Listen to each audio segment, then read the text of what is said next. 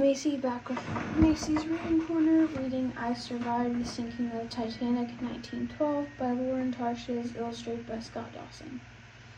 Chapter 12. There was no crowd here, just abandoned trunks and suitcases and water. It was seeping into the hallway from under the doors of some cabins. No wonder those people were trying to push their way upstairs. They'd probably known right away that the ship was in trouble and the bottom decks were flooding. The doors to the stoker's quarters was locked. Marco handed Enzo over to George and rammed the door with his shoulder, breaking the lock. George rushed inside and went to the back wall. And there it was, a ladder bolted to the wall just like Mr. Andrews said it would be. It came through the floor and shot straight up through an opening in the ceiling. George almost laughed with relief. "Bravo, George," Marco said. "Bravo, Giorgio," Enzo said, clapping. George hopped up and onto the ladder with Phoebe and Aunt Daisy at his heels. George was worried about Enzo, but the little guy scrambled up like a monkey right ahead of Marco. They came up in the small dining room meant for crew members.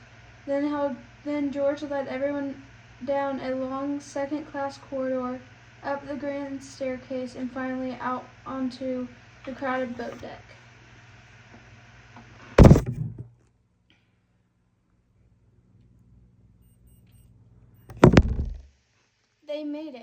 They'd made it. An officer came hurrying over to Aunt Daisy. "Madam, there's a lifeboat about to leave. You and the children must come at once." The man looked at Marco. "Women and children only, sir," he said somberly. "I'm afraid you will have to stay with the other gentlemen." Marco nodded. "Yes," he said, "I know." Phoebe had been right. There weren't enough lifeboats, not nearly enough. What would happen to all of these men on deck? There were hundreds of them. And what about the crew and those people down on G-deck? George's heart was pounding so hard he thought it would break through his chest. He felt dizzy and sick. Marco got down on his knees and spoke very quietly to Enzo. Enzo nodded. Marco kissed him on the forehead. Then Enzo ran over to Aunt Daisy. She picked him up.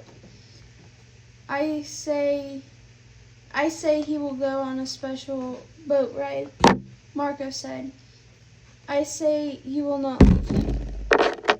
I promise you that." Aunt Daisy nodded, her eyes welling up with tears. "I promise you that."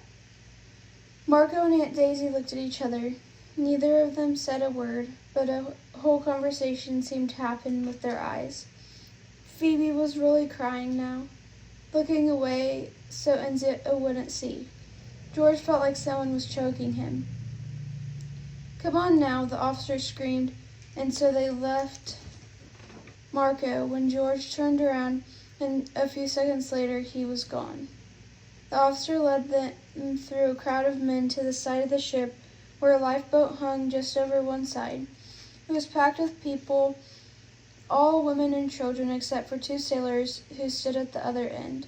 An officer helped Phoebe over the rail, and then the sailors reached out and pulled her into the boat. George helped Enzo, who tumbled in next to Phoebe. Aunt Daisy had a hard time climbing over in her skirts, but George held her hand and she finally made it. Now it was George's turn. As he took a step over the railing, someone pulled him back roughly. "No more room," the officer said. "Women and children only. Lower away," he called. "No," Aunt Daisy called, standing up in the boat. "He's only 10 years old. Wait." The lifeboat rocked and almost tipped over. Ladies shrieked. "You'll drown us all," a woman shouted. "Sit down or I'll throw you over," the sailor said. Now Phoebe was screaming too. Enzo howled. George was too shocked to move. Phoebe leaped up and grabbed a hold of one of the ropes. She was trying to climb out of the lifeboat, back to George. He gasped as her hand slipped and she dangled over the sea. A sailor grabbed her around the waist and threw her into the boat. Then the boat slid down on its ropes and splashed into the water. Aunt Daisy and Phoebe were shouting up at him as sailors rowed the boat away. George stood there at the rail, watching his entire body shaking. He stood there for what felt like a long time. After their boat disappeared into the darkness, he couldn't look down at the water, so he stared up at the sky, at all of those stars. He closed his eyes and told himself it was a nightmare, or he was really asleep in his suite.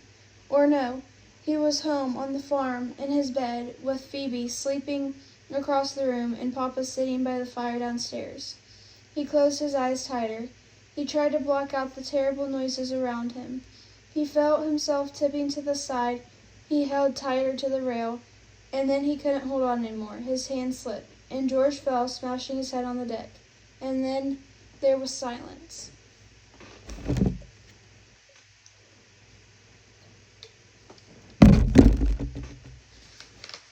Chapter 13. Strong arms lifted George up. He felt himself being carried. "Papa," he said. "Papa?" Why did his head hurt so much? Had the panther knocked him out of the tree? Was he sick with fever like Mama? Whose voice was whispering in his ear? Giorgio, wake up." George opened his eyes. Marco's amber eyes shone down on him. This was no dream. He was not sick. The Titanic was sinking. The bow was completely underwater now, and the waves swept over the deck. Lounge chairs sailed past them and crashed over the side. People clung to rails, and a few slipped and were swept overboard.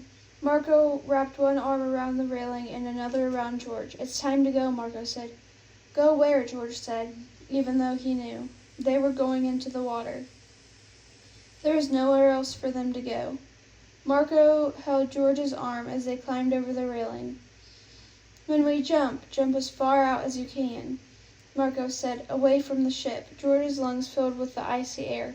"Jump!" Marco cried. George pushed with his feet and leaped off the boat. He closed his eyes, imagining that he had enormous wings that would take him soaring into the sky. But then he hit the water, and down he went. And just when he was sure his lungs would pop, the ocean seemed to spit him back up. George sputtered. The water was so cold, it felt like millions of needles were stabbing him. It hurt so much he couldn't move. Someone grabbed him by the life jacket and started dragging him away from the ship. It took George a few seconds to realize that it was Marco.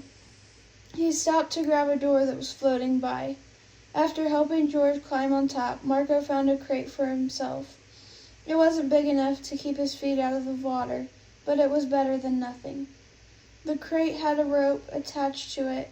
Marco tied it around his arms and handed the end to George. "Hold it tight." They turned and stared at the ship. The entire front was underwater. The back had risen towards the sky. It groaned and squeaked and sparked. Black smoke poured from its funnels, and the lights flickered. It was like watching a fairy tale dragon, stabbed and bleeding, fighting for its life. Finally, it seemed to give up. The groaning stopped, the lights went dark, and the Titanic sank into the bubbling black water, down, down, down, down, until George closed his eyes. He couldn't make himself watch Mr. Andrews' beautiful ship disappear. A sound rose around him, people calling for help. More and more people screaming and yelling, hundreds of voices swirling together like a howling wind. Marco pulled George away from the people and the wreckage. George couldn't believe how strong he was, and how hard he kicked, and how his arms sliced through the water.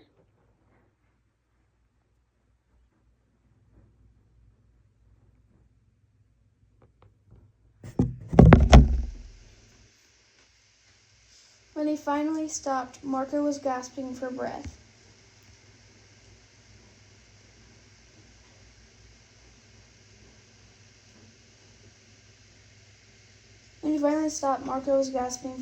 Exhaling cold clouds of white mist. He tightened the rope around his arm and patted George on the shoulder. "I rest now, Giorgio," he said breathlessly. He closed his eyes and put his head down on the crate. Soon Soon what? George was afraid to ask. Soon it would be over, soon they would be rescued, or soon they would be swallowed up by the darkness.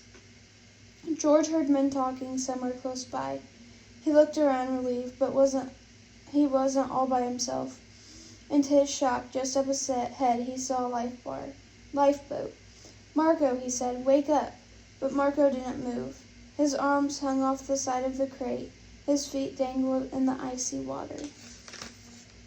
"Marco, we need to get to that boat." But Marco was still, and George realized that his friend had used every last ounce of strength. He had gotten George off the sinking ship and across the icy waters. It was up to George now. He tucked the rope under his body and started paddling. The water seared his hands and arms. It was so cold it felt like boiling hot lava. It felt boiling hot like lava. He didn't stop until he reached the boat. It wasn't a regular wooden lifeboat. It was much smaller, made of canvas cloth. There were about 10 people.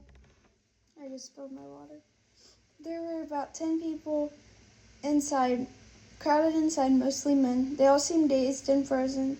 Nobody spoke as George paddled up and grabbed hold of the side, but somebody pushed his hands off. "Get back," a voice said weakly. "You'll put us all in the water." "Please," George said, "we need help." George put his hand up again, but again someone pushed it off. And so George pulled Marco to the other side of the boat. He tried again. Nobody helped him, but this time nobody stopped him. It took him 3 tries, but he managed to hoist himself over the side and tumble into the boat. And now for Marco.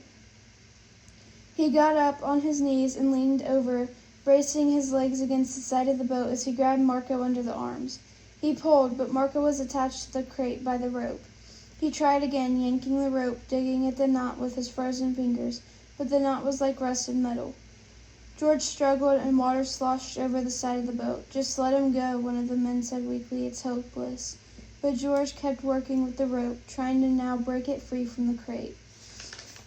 He was pulling so hard that at first he didn't notice, but Marco was slipping into the sea. "Please, somebody," George screamed. "Can't you help us?" A woman from the front of the boat climbed back to George. She wore a black coat, her head and face hidden by a flowered shawl. She pushed George aside and pulled something out of her coat. A knife. With a clean cut, she sliced the rope in half. She sliced the rope and helped George pull Marco into the boat. Her hands looked surprisingly strong. George fell back exhausted. "Thank you," George said to the woman through his chattering teeth. The woman didn't say anything, and suddenly George noticed the knife. A Bowie knife with the elk horn handle. George looked up. Under the shawl, 2 glittering blue eyes looked back at him. The scar-faced man. He had saved Marco's life. Without a word, he handed George his knife. Then he looked away.